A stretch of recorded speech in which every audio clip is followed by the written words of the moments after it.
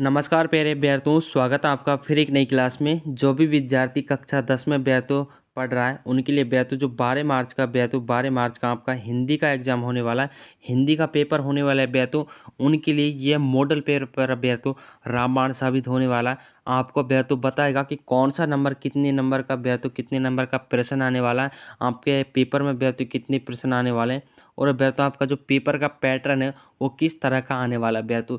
यही क्वेश्चन आपको एग्जाम में विद्यार्थियों एज इट इज देखने को मिलेंगे। याद रखना, इंपॉर्टेंट क्लास होने वाली है।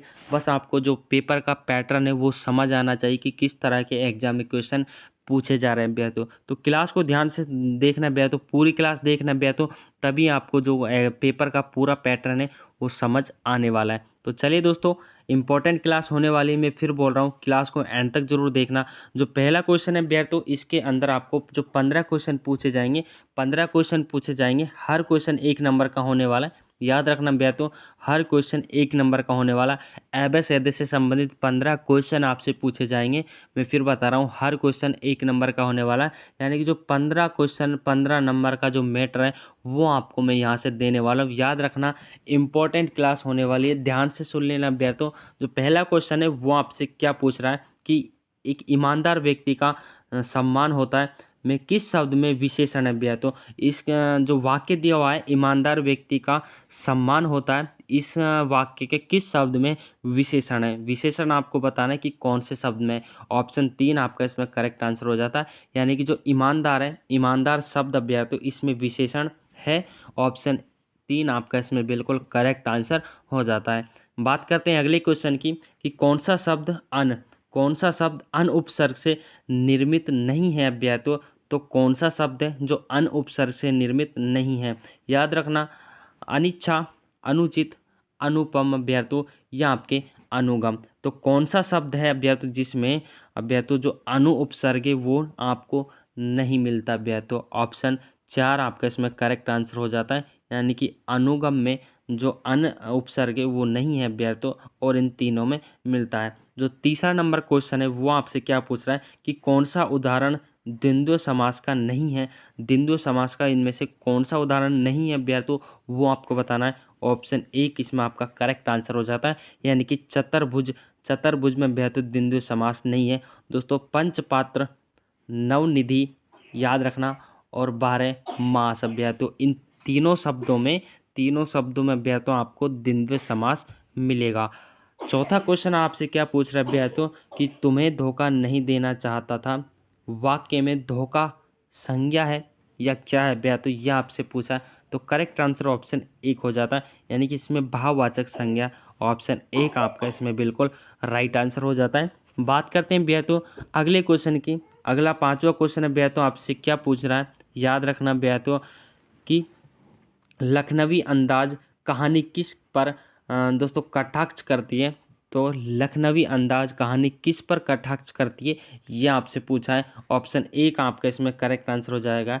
यानी कि जो बनावटी जीवन शैली है उससे संबंधित अभ्यर्थ जो आपकी लखनवी अंदाज कहानी है वो कटाक्ष करती है। यानी कि किस पर अभ्यर्थ ये एक तरह का अभ्यर्थ बिंदु डालती हुआ अभ्यर्थ बनावटी जीवन शैली इसको दर्शाती है। ऑप्शन 1 आपका इसमें राइट आंसर हो जाता है। अगला क्वेश्चन आपसे क्या पूछ रहा है कि अभ्यर्थ थर्ड ईयर फिर से खुलने की खुशी लेखिका के मन में दबकर क्यों रह गई। तो अभ्यर्थियों करेक्ट आंसर की बात की जाए तो लेखिका के मन में अभ्यर्थियों ये अगस्त 1947 में देश आज़ाद हो गया था, इसलिए अभ्यर्थियों ये दबकर रह गई थी। ऑप्शन आपका इसमें 4 करेक्ट आंसर हो जाता है। बात करते हैं अभ्यर्थियों अगले प्रश्न की कि बाल गोविंद भगत क्या कार्य करते थे। तो बाल गोविंद भगत का काम क्या था अभ्यर्थियों।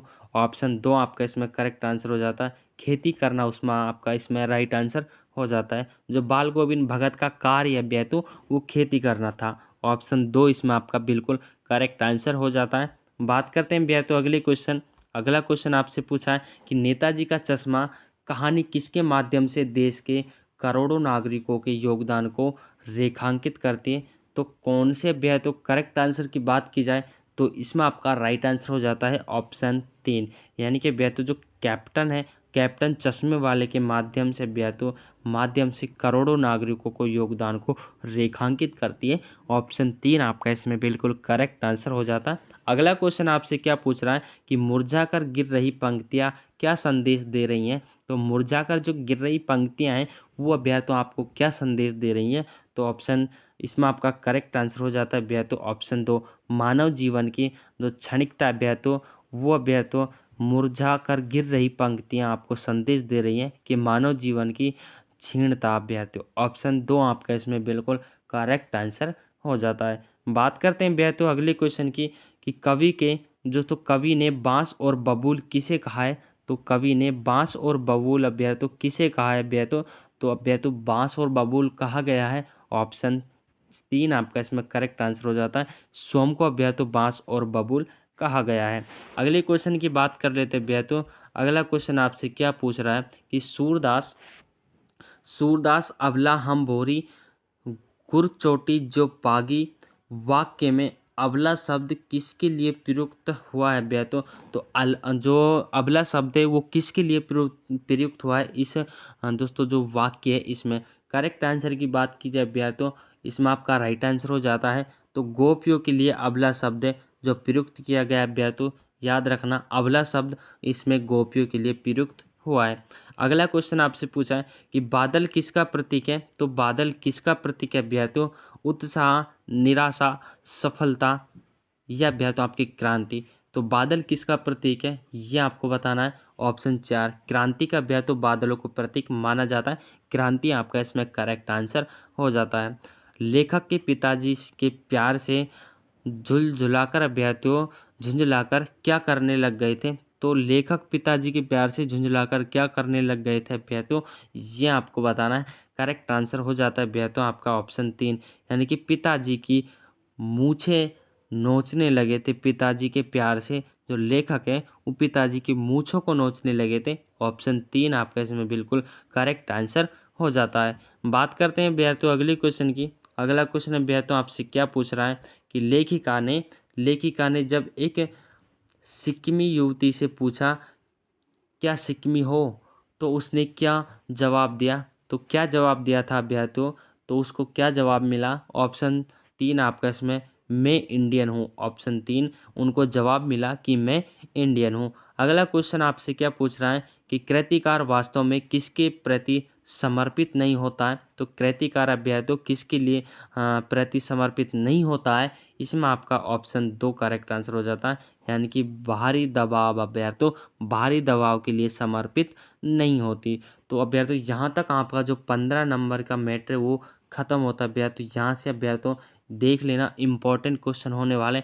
अब जो क्वेश्चन अभ्यर्थियों आपके आने वाले वो भी अभ्यर्थियों आपके लिए इम्पोर्टेंट रहने वाले हैं। तो दूसरा क्वेश्चन अभ्यर्थियों इसमें 4 क्वेश्चन आपसे पूछे जाएंगे 4 खालिस्तान अभ्यर्थियों आपसे पूछे जाएंगे हर खालिस्तान आपको 1 नंबर का होने वाला है। तो पहला खालिस्तान आपसे क्या पूछ रहा है कि जिन क्रियाओं के व्यापार या कार्य का फल कर्ता पर न पड़कर कर्म पर पड़ता है उसे खालिस्तान कहते हैं।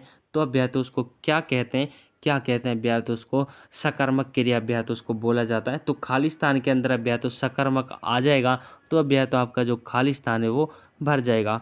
बात कर लेते हैं अभ्यर्थियों दूसरे क्वेश्चन की। दूसरा क्वेश्चन अभ्यर्थियों आपसे क्या पूछ रहा है जहाँ पर विसर्ग का लोप होकर उसके स्थान पर नया वर्ण आ जाता है उसे क्या कहा जाता है अभ्यर्थियों। तो अभ्यर्थियों जहाँ पर विसर्ग का लोप होकर उसके स्थान पर नया वर्ण आ जाता है उसको क्या कहा जाता है।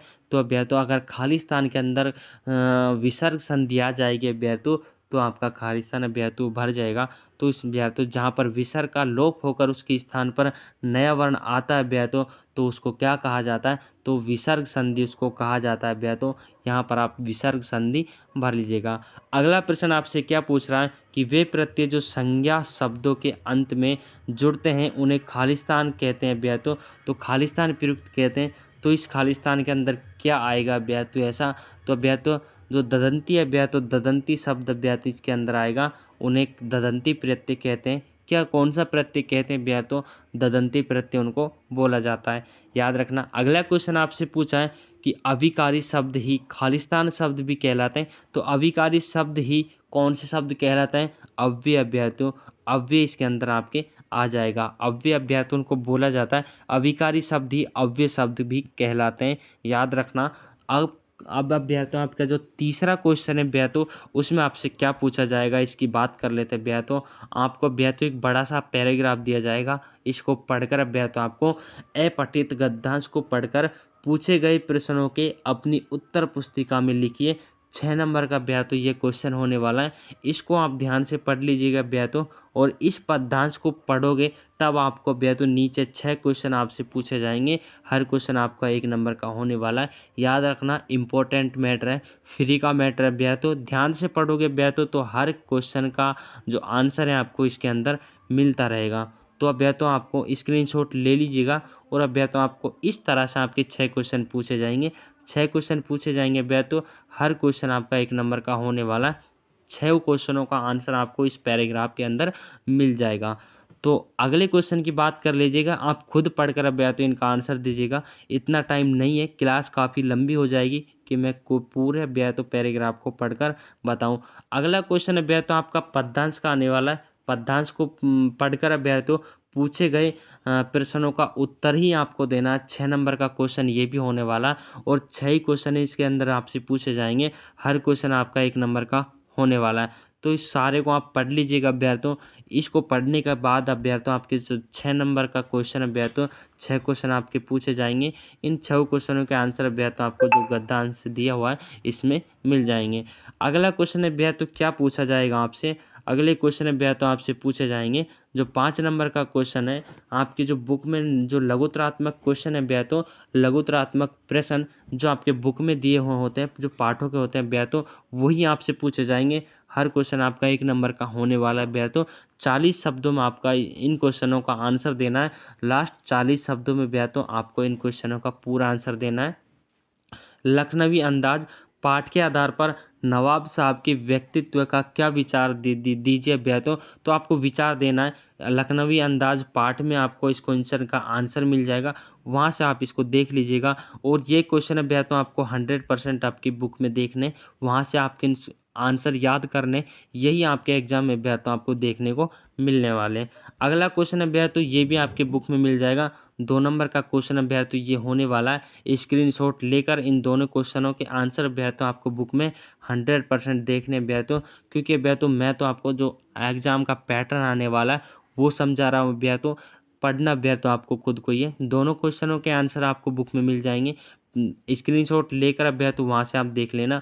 ये दो दो क्वेश्चन दिए हुए हैं, हर क्वेश्चन 2 नंबर का होने वाला है कि संगीतकार जैसे व्यक्ति संगीत के अलावा और किन किन क्षेत्रों में दिखाई देते हैं।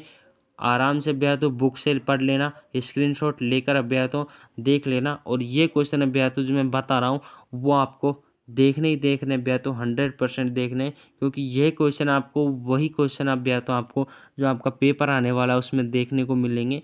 और फिर आप अभ्यर्थियों ज़रूर पढ़ना, अगर नहीं पढ़े तो अभ्यर्थियों आपको पछतावा होगा कि मैं क्या लिखता हूँ प्रश्न के उत्तर में, लेखक क्या कारण बताता है अभ्यर्थियों। ये क्वेश्चन भी आपको पाठ के अंदर मिल जाएगा। बात करते हैं अभ्यर्थियों अगला क्वेश्चन। ये क्वेश्चन भी अभ्यर्थियों 2 नंबर का होने वाला है। पाठ के अंदर अभ्यर्थियों भोलानाथ भयभीत होकर भाग क्यों भागा अभ्यर्थियों, ये क्वेश्चन आपको बुक में मिल जाएगा। और ये क्वेश्चन अभ्यर्थियों आंखें फेर लेना मुहावरे का अर्थ बताते हुए व्यक्ति में जो प्रयोग किया कीजिए अभ्यर्थियों। तो आपको एक वाक्य में प्रयोग करना है आंखें फेरना अभ्यर्थियों, इसका प्रयोग आपको एक वाक्य में करना है। याद रखना अभ्यर्थियों जो मैंने आपको आंसर बताए, क्वेश्चन बताए, उन सारों के आंसर आपको बुक में देखने को मिल जाएंगे। आंखें फेर लेना, दृष्टि हटा लेना अभ्यर्थियों, इसका आंसर मैं आपको बता ही देता हूँ।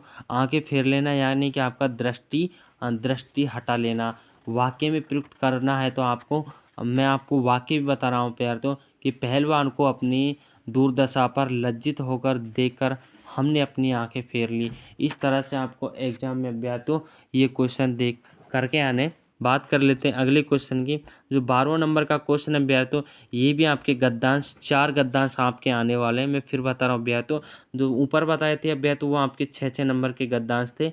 अब आपके जो 2 गद्यांश आने वाले वो 4-4 नंबर के आने वाले, यानी कि अभ्यर्थियों जो 20 नंबर का मैटर है वो आपको फ्री में मिलने वाला है। याद रखना ध्यान से पढ़कर इन चारों के जो आंसर है वो आप दोगे तो अभ्यर्थियों आराम से आपके 20 नंबर में से अभ्यर्थियों एक भी नंबर नहीं कटने वाला। अगला क्वेश्चन अभ्यर्थियों यहाँ से आपके पद्यांश है 4 नंबर का ये 4 क्वेश्चन पूछे जाएंगे। अथवा में दिया हुआ अभ्यर्थों, अथवा में से अभ्यर्थों आप एक आपको इनमें से करना है, बस एक करना है, या तो आप ऊपर वाला कर लीजिएगा या आप इस नीचे वाले को कर लेना। 4 क्वेश्चन इसके अंदर पूछे जाएंगे अभ्यर्थों और 4 क्वेश्चन ही इसके अंदर पूछे जाएंगे, कोई सा भी आप एक करके आना है। ये भी अभ्यर्थों जो 13 नंबर का क्वेश्चन है, इसके अंदर भी आपको अथवा में 2 गद्यांश दिए होंगे, 4 नंबर का होगा, इसको पढ़ लीजिएगा चाहे इसको पढ़ लीजिएगा। बात करते हैं अभ्यर्थों अगले क्वेश्चन की। अगला क्वेश्चन अभ्यर्थों आपसे क्या पूछ रहा है, ये भी अभ्यर्थों आपके जो पाठ हैं अभ्यर्थों उनके अंदर मिल जाएंगे। 60 से 80 शब्द अभ्यर्थियों की जो उत्तर की सीमा रहने वाली है, 60 से 80 शब्दों में इनके आंसर आपको देने। नेताजी का चश्मा, ये पाठ के अंदर ये आपको क्वेश्चन मिल जाएगा। और अभ्यर्थियों आँख की खोज, अभ्यर्थियों आँख की खोज बहुत बड़ी खोज क्यों मानी जाती है, ये भी आपको बुक के अंदर मिल जाएगा। याद रखना अभ्यर्थियों दोनों के आंसर आपको देने हैं और दोनों के आंसर किसी सॉरी अभ्यर्थियों अथवा में दिया हुआ है, आपको एक ही करके आना है। मैं फिर बता रहा हूँ, आपको इनमें से एक क्वेश्चन करके आना है। और 15 नंबर का क्वेश्चन है अभ्यर्थियों, ये अभ्यर्थियों अथवा में दिया हुआ है, एक को कर लीजिएगा। 60 से 80 शब्द इसकी भी समय जो अभ्यर्थियों उत्तर सीमा है 60 से 80 शब्दों में देनी है। आत्मकथा कविता का ये क्वेश्चन दिया हुआ है, याद रखना अभ्यर्थियों। और कविता का शीर्ष उत्साह में अभ्यर्थियों ये भी एक कविता है और आत्मकथा भी एक कविता है। इन दोनों में से अभ्यर्थियों एक करके आना है, पाठ में पढ़ लीजिएगा अभ्यर्थियों। और पढ़नी है अभ्यर्थियों, छोड़ना मत, मैं फिर बोल रहा हूँ, वरना अभ्यर्थियों आप पछताओगे। एक क्वेश्चन को आपको एग्जाम में कर कर आना है। बात करते हैं अगले क्वेश्चन की, जो 16 नंबर का क्वेश्चन है, ये भी अभ्यर्थियों इसकी समय सीमा भी अभ्यर्थियों आपको 60 से 80 रखनी है। 3 नंबर का क्वेश्चन होने वाला है। तुलसीदास का क्वेश्चन है अभ्यर्थियों, इनमें से एक करके आना है, अथवा में जो होता है उनमें से एक आपको कर कर आना है। स्क्रीनशॉट लेकर 100% आपको इनको पढ़ना ही है अभ्यर्थियों, याद रखना। बात करते हैं अभ्यर्थियों अगले क्वेश्चन की। अगला प्रश्न अभ्यर्थियों 17 नंबर का क्वेश्चन आपसे क्या बोल रहा है, ये अभ्यर्थियों बड़ा क्वेश्चन होने वाला है। 80 से शब्द जो 100 80 से 100 शब्द इसकी जो उत्तर सीमा है, 80 से 100 शब्द में आपको इसका उत्तर आंसर देना है। याद रखना इन दोनों क्वेश्चनों में से आपको अथवा में दिया हुआ है, या तो आप ये कर लेना या आप यह कर लेना। माता का अंचल वाला पाठ के आधार पर ये क्वेश्चन आपको इस पाठ में मिल जाएगा। इनमें से आपको एक ही प्रश्न कर कर आना है। जो 18 नंबर का क्वेश्चन है अभ्यर्थियों, ये आपसे निबंध करवाएगा। 6 नंबर का आपका निबंध आने वाला है अभ्यर्थियों। 300 शब्दों में निबंध का जो आंसर है वो आपको देना है। और निबंध आपको अभ्यर्थियों जो मैं बता रहा हूँ वही करके आने हैं अभ्यर्थियों, इनको आप देख कर जाना, इन्हीं में से आपके निबंध आने वाले हैं। दोस्तों पढ़ते हुए फैशन का दोस्तों दुष्प्रभाव है, इसके ऊपर आपको एक निबंध देकर जाना है। दूसरा आपका अभ्यर्थ हो जाएगा मानव के लिए विज्ञान वरदान है या अभिशाप है, ये निबंध को भी आपको देख कर जाना है अभ्यर्थों, ये भी आपके एग्जाम में आ सकता है अभ्यर्थों। और तीसरा मेरी अविस्मरणीय यात्रा, इसके ऊपर भी अभ्यर्थों आपको एक निबंध 5 भागों में अभ्यर्थियों ये निबंध आपको करना है। इनमें से अभ्यर्थियों एक निबंध आपको करना है जो आप पर आता हुआ अभ्यर्थियों। आपके क्वेश्चन में ये 4 प्रकार के आपको ऑप्शन दिए जाएंगे, इन चारों में से आपको एक निबंध कर कर आना है। और एक निबंध को आप लिखोगे तो उसमें आपको 5 भाग लिखने अभ्यर्थियों। पहले आपको जो निबंध है उसका प्रस्तावना डालना है, फिर उसमें अभ्यर्थियों जो यात्रा है, अब इसमें आप अगर यात्रा के ऊपर लिखोगे अभ्यर्थियों तो प्रारंभ की यात्रा अभ्यर्थियों, यात्रा का जो आरंभ है वो कैसा था वो इसके बारे में आपको बताना है अभ्यर्थियों। शिमला वर्ण अभ्यर्थियों, अगर आप यात्रा के लिए शिमला गए हो तो अभ्यर्थियों उसके बारे में आपको बताना है। यात्रा का मनुष्य के महत्व का जीवन आपको बताना है कि यात्रा में जाकर अभ्यर्थियों एक मनुष्य ने क्या सीखा। और अभ्यर्थियों उपसंहार आपको लिखना है। 5 भागों में आपको ये निबंध कर कर आना है। और जो अगला क्वेश्चन है अभ्यर्थियों वो आपसे क्या पूछ रहा है, जो 19 नंबर का क्वेश्चन है अभ्यर्थियों वो आपसे प्रार्थना पत्र लिखवाएगा। 4 नंबर का ये क्वेश्चन आने वाला है। इन दोनों में से आपको अथवा में दिया हुआ है, या तो आप ये प्रार्थना पत्र करके आना या आप ये प्रार्थना पत्र, इन दोनों में से एक आपको करके आना है।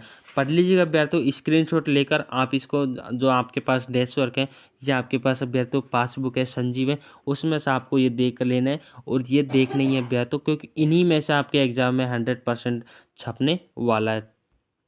जो 20वां नंबर अभ्यर्थियों, 20वां नंबर क्वेश्चन अभ्यर्थियों ये भी आपसे अभ्यर्थियों 50 से 225 से 50 शब्दों में एक विज्ञापन लिखाएंगे अभ्यर्थियों। जो आपको प्रचार हेतु क्वेश्चन को पढ़कर आपको 50 से दोस्तों 25 से 50 शब्दों में एक विज्ञापन लिखवाएगा, वो भी आपके 4 नंबर का होने वाला है। कोई सा भी आप कर लेना भैया, तो या तो आप विद्यालय के ऊपर कर लेना या यातायात के, जो आपको अच्छा लगे वो कर कर आपको आना है। तो अभ्यर्थियों क्लास आपको कैसी लगी? जो भी विद्यार्थी चैनल पर नया आया हो, चैनल को जरूर सब्सक्राइब कर लें अभ्यर्थियों, क्योंकि जब तक आपका 12 मार्च का हिंदी का एग्ज़ाम ख़त्म नहीं हो जा, मैं आपको 15 मॉडल पेपर कराने वाला हूं। उन 15 मॉडल पेपरों को अगर आप कर ले तो अभ्यर्थियों, तो अच्छे मार्क्स आप यहां से लेकर आओगे अभ्यर्थियों, ये बात की गारंटी अभ्यर्थियों। याद रखना, हर क्वेश्चन मैं बता रहा हूँ वो आपको पढ़कर जाना है। अच्छे नंबर लाने की गारंटी अभ्यर्थियों। इंपॉर्टेंट क्वेश्चन मैं आपको यहाँ पर देता हूँ अभ्यर्थियों, याद रखना। मिलते हैं अभ्यर्थियों अगली क्लास में, तब तक के लिए जय हिंद साथियों।